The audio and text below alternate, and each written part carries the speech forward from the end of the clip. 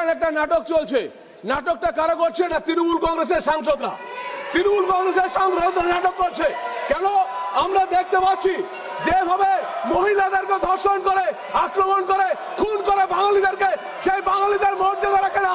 আমি চাইছি যে প্রত্যেক ভোট এলেই আমাদের বিপদ হয়, কিন্তু আজকে যে ভোট এলে আমাদের বিপদ হয়, তৃণমূলের এই নাটকবাজি না, নাটক করে চলে। আমি চাইছি যে এবারে ভোটে যদি কেউ মারা যায়, সেই মারা গেলে সেই পরিবারকে চাকরি দেওয়া হোক, এবং এই নাটক যারা করছে তাদেরকে বলি এই নাটকটা বন্ধ করতে। এখানে মমতা বন্দ্যোপাধ্যায় নাটক করে গিয়েছিল, পুরোটাই নাটকের একটা বাটি, একটা নাট্যকর্মী নিয়ে আসছে, আর কিচ্ছু নেই। বাঙালি ভালো আছে, এই দেশের প্রধানমন্ত্রীর নেতৃত্বে বাঙালি আমরা এগিয়ে চলবো। প্রতিদিন ভারতীয় জনতা পার্টি করে চলেছে, আর এখানে নাটক করছে। আমাদের হরিয়ানা রাজ্যপাল, তিনি পশ্চিমবাংলা রয়েছেন, মিস্টার অসীম কুমার ঘোষ, আমরা বলতে চাই এখানে নাটক করে আর বাংলায় হত্যা করে, এই হত্যা যেন না হয় সেটা আপনাদের অনুরোধ করছি। যারা হত্যা হবে, রাজনৈতিক হত্যা হবে, তারা যেন চাকরি দেওয়া হয়। এভাবেই সংসদে তৃণমূলকে চড়া ভাষায় আক্রমণ শানান বিজেপি সাংসদ সৌমিত্র খাঁ।